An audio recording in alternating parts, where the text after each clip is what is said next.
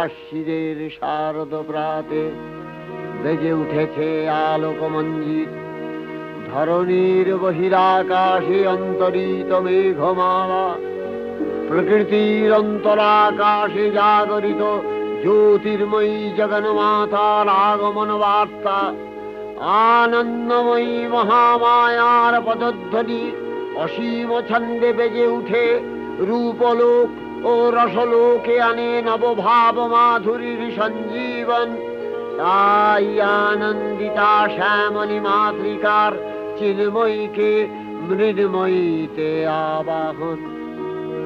আজ চিৎশক্তি রূপিণী বিশ্বজননীর শারদশ্রী বিমণ্ডিতা প্রতিমা মন্দিরে মন্দিরে ধ্যান বোধিতা। সিংহস্থা শশিশেখর